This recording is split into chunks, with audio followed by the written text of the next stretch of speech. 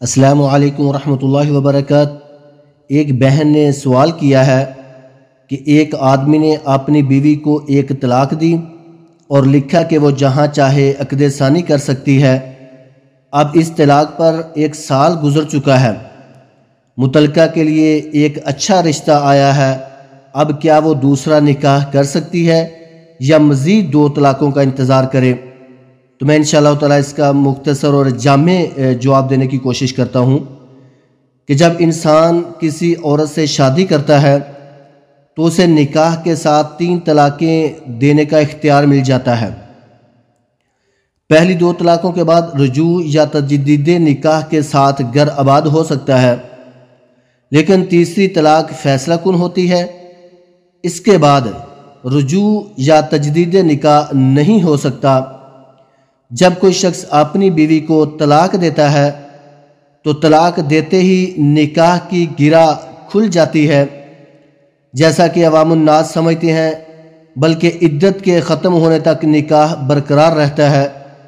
چنانچہ طلاق کی تعریف یہ ہے: حلو عقدۃ النکاح حالا او مالا، یعنی نکاح کی گرہ فوراً یا انجام کے اعتبار سے کھول دینا طلاق کہلاتا ہے۔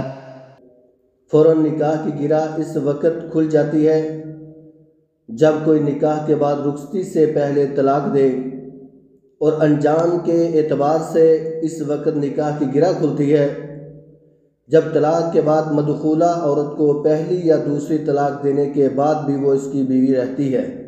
چنانچہ اس دوران اگر وہ فوت ہو جائے تو بیوی کو اس کی جائیداد کا وارث بنایا جاتا ہے، لیکن جب عدت ختم ہو جائے تو اس کے ساتھ ہی نکاح بھی ختم ہو جاتا ہے۔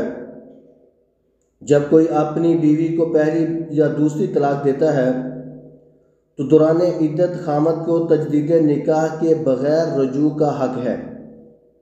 وہ رجوع کر کے اپنا گھر آباد کر سکتا ہے، جیسے اللہ تعالیٰ نے فرمایا طلاق کے بعد کی بات ہے کہ ان کے خامد دوران عدت انہیں واپس لینے کے زیادہ حقدار ہیں اگر وہ معاملہ درست کرنے کا ارادہ رکھتے ہوں۔ یہ سورہ بقرہ 228 نمبر آیت ہے۔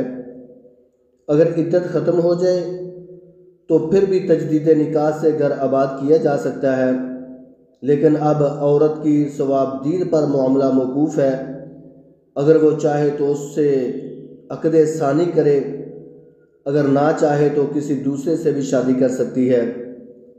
دونوں صورتوں میں ولی کی اجازت، حق مہر اور گواہوں کا ہونا ضروری ہوتا ہے، جیسے اللہ تعالیٰ نے فرمایا اور جب تم عورتوں کو طلاق دو اور وہ اپنی عدت کو پورا کر لیں تو انہیں اس امر سے نہ روکو کہ وہ اپنے خاندوں سے نکاح کر لیں جبکہ وہ آپس میں اچھے طریقے سے راضی ہو جائیں۔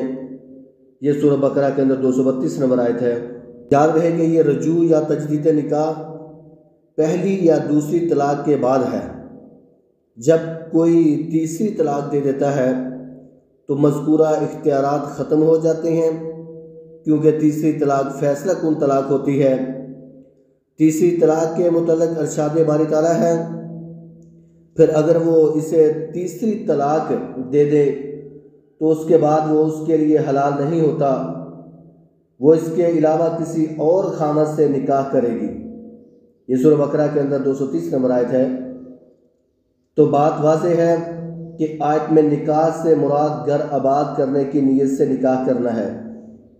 پہلے خامد کے پاس واپس جانے کی نیت سے نکاح کرنا مروجہ حلالہ ہے جس پر لعنت کی گئی ہے۔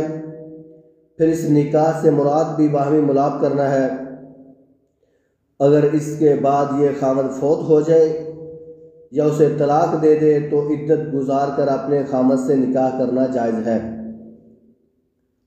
تو جو پہلے سوال جس بہن نے کیا ہے اس کا میں دوبارہ پھر جواب دہرا دیتا ہوں کہ خامد نے اپنی بیوی کو طلاق دی اور لکھ دیا کہ جہاں چاہے عقد ثانی کر سکتی ہے۔ اب اس طلاق پر 1 سال کا عرصہ بیت گیا۔ اس کا مطلب یہ ہے کہ اس کی عدت ختم ہو چکی ہے۔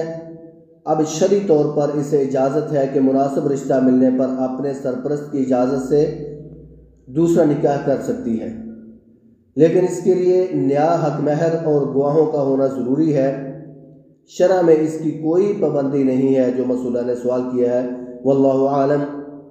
اللہ تعالی ہم سب کو سمجھنے کی توفیق عطا فرمائے، آمین یا رب العالمین۔